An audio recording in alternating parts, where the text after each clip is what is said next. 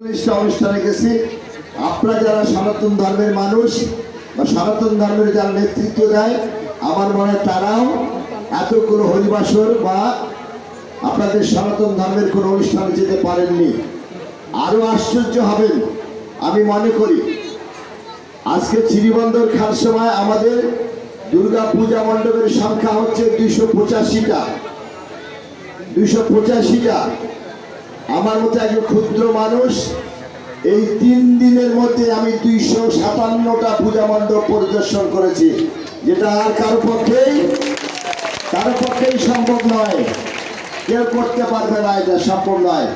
সারা বাংলাদেশে আপনার খোঁজ নিয়ে দেখেন, আমি 257টা পূজা মণ্ডপ পরিদর্শন করেছি। কারণ দীর্ঘদিন পরে সনাতন ধর্মের মানুষদের সাথে আমাদের যে সম্পর্কটা স্থাপিত হয়েছে বা যে সম্পর্কটা সূত্র হয়েছে, এই সম্পর্কটা যেন আমরা জাগরুক রাখতে পারি, এই সম্পর্কটা যেন আমরা একে অপরের কাছাকাছি থেকে একটা সৌহার্দ্যপূর্ণ সম্পর্ক সৃষ্টি করার মধ্যে দিয়ে আমরা যেন আমাদের ভাবের আদান প্রদান করতে পারি। শুধু তাই নয়, সামাজিকভাবে পারিবারিকভাবে আমরা যেন সবাই ঐক্যবদ্ধ থেকে আমরা আমাদের ধর্ম পালন করতে পারি। আমাদের প্রিয় নেতা জনাব তারেক রহমান বলেছেন, ধর্ম যার যার রাষ্ট্র সবার। ধর্ম যার যার রাষ্ট্র সবার, অর্থাৎ আপনি আপনার ধর্ম পালন করবেন, আপনি আমার ধর্ম পালন করব। আপনার ধর্ম পালনে আপনি বাধা হয়ে দাঁড়াবো না, আমার ধর্ম পালনে আপনিও বাধা হয়ে দাঁড়াবেন না। কারণ বাংলাদেশের যে অধিকার, বাংলাদেশের যে সাংবিধানিক অধিকার, এই অধিকার অনুযায়ী আমরা সবাই দেশের নাগরিক। আজকে বিকাশ বাবু বলেছেন যে আপনারা সনাতন ধর্মের মানুষ, অনেক অনগ্রসর, অনেক অনুর্বর। আমি তার এই কথাটাকে বা তার এই বক্তব্যটাকে আমি খণ্ডিত করতে চাই। এখানে আমরা এই বাংলাদেশের মানুষ, আমরা সবাই বাংলাদেশি। আপনি যদি অর্থনৈতিক অবস্থার দিক থেকে বিবেচনা করেন, তাহলে আমার মতো মানুষ যে অবস্থানে থাকে, ঠিক আপনার সনাতন ধর্মের একজন মানুষ তিনিও কিন্তু একই অবস্থানে আছেন। আজকে এখানে যারা বসে আছেন, আপনাদের অর্থনৈতিক অবস্থা ঠিক একইভাবে আমাদের ধর্মীয় অনুষ্ঠানে যারা আমাদের ধর্মের যারা অনুপস্থিত থাকে, তাদের অর্থনৈতিক অবস্থা একই মানদণ্ডের।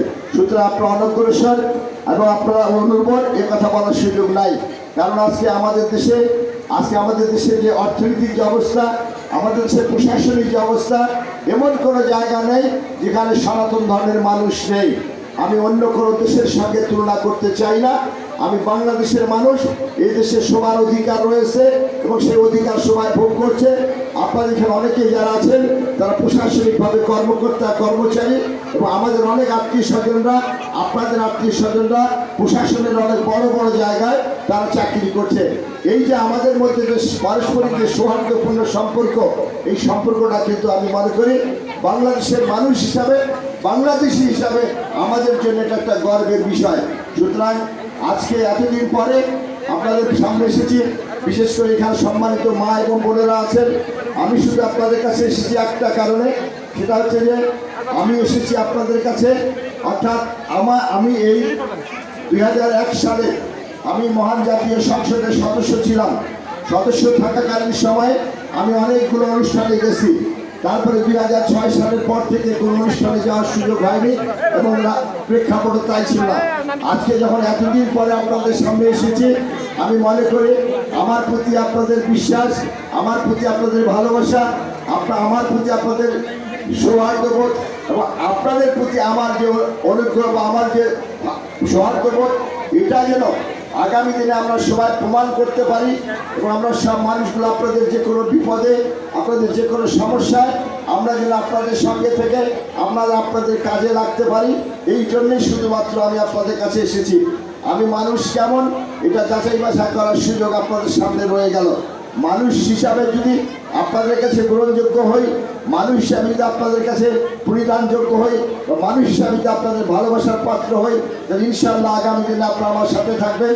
আমরা কথা দিয়ে যাচ্ছি, আপনাদের যে কোনো প্রয়োজনে, যে কোনো সময়, ধর্মীয় অনুষ্ঠানে, সামাজিক অনুষ্ঠানে যখনই ডাকবেন, ইনশাআল্লাহ আমি মোহাম্মদ আখতার উজ্জ্বল মিয়া আপনাদের সামনে হাজির হয়ে যাব, কোনো সমস্যা নেই। শুধু সম্মানিত মা এবং বোনেরা, আমি আপনাদের সময় নষ্ট করতে চাই না, কারণ আমি আজকে অভূতপূর্ব একটা দৃশ্য দেখেছি। আমি খানসামায় গেছিলাম। খানসামাতে আমাদের একটা কর্মসূচি ছিল, অর্থাৎ মহিলা দলের কর্মসূচি, যেখানে হিন্দু মুসলিম নির্বিশেষে এত মানুষ ওই কর্মসূচিতে আসবে আমি ধারণা করি নাই। প্রায় 6 থেকে 7 হাজার মানুষ সেই প্রোগ্রামে, অর্থাৎ মহিলা, পুরুষ নয়, 6 থেকে 7 হাজার মহিলারা সেই অনুষ্ঠানে এসেছিল। আমরা আশ্চর্য হয়ে গেছি যে সকল ধর্মের মানুষ সেখানে এসেছিল আমাদের দলীয় কর্মসূচিতে। সেখান থেকে আমি মনে করি যে আজকের যে জাগরণ সৃষ্টি হয়েছে, আজকে আমাদের মধ্যে যে সৌহার্দ্যবোধ, আমাদের মধ্যে যে ভালোবাসার সম্পর্ক সৃষ্টি হয়েছে, এই সম্পর্ক আগামী দিনে অটুট থাকবে, এইটুকু প্রতিশ্রুতি আমি আপনাদেরকে দিতে পাই। আপনাদের কোনো অমর্যাদা হোক, আপনাদের বিশ্বাসের প্রতি অমর্যাদা হোক, আপনাদের প্রতি কোনো রকম আঘাত আসুক, ইনশাল্লাহ আমরা সেটা আমাদের সর্বশক্তি দিয়ে আপনাদের পাশে এসে দাঁড়াবো। ইনশাল্লাহ আপনাদের সঙ্গে থেকে আমরা আপনাদের সকল ভাগ করে দেবো, এই প্রতিশ্রুতি দিয়ে আমি শেষ করছি। আপনারা ভালো থাকুন, সুস্থ থাকুন, পরিবার পরিজনের সুখের সাথে থাকুন। আমি আজকে আপনাদের জন্য প্রার্থনা করছি। আপনার ইনশাল্লাহ আমার একটা স্বভাব আছে, আমি মানুষটাকে আমরা একটা যাচাই করতে চাইলে আপনাদেরকে আমি মোবাইল নাম্বার দিয়ে যাচ্ছি। আমি সকল হরিবাসরে এবং পূজা মণ্ডপে আমি আমার নাম্বার দিয়েছি। যে কোনো বয়সের মানুষ, ছোট মানুষ হোক, বড় হন, যে বয়সের মানুষ হোক না কেন, যে কোনো সময় টেলিফোনটা দেবেন। আমি যদি ফ্রি থাকি টেলিফোনটা রিসিভ করবো, না হলেও আমি পরবর্তীতে আপনাদেরকে টেলিফোনটা ব্যাক করবো। আমার কথার সঙ্গে কাজের মিল আছে কিনা, এইটার মধ্যে দিয়ে প্রাথমিক পরীক্ষাটা আপনারা আমাকে করতে পারেন। ইনশাল্লাহ আমি সেই পরীক্ষা পাশ করে যাব, কারণ আমার মোবাইল 24 ঘন্টা খোলা থাকে, আমার মোবাইল বন্ধ থাকে না। আমি রাতে যখন বিছনায় যাই তখন আমার মোবাইল খোলা থাকে, যদি জেগে যাই আমি টেলিফোনটা ব্যাক করবো ইনশাল্লাহ। যে আমার নাম্বারটা, আপনারা যারা আছেন মোবাইল আছে তারা আমার নাম্বারটা নিয়ে রাখেন। আমার নাম্বার হলো, সেল নাম্বার হচ্ছে 01715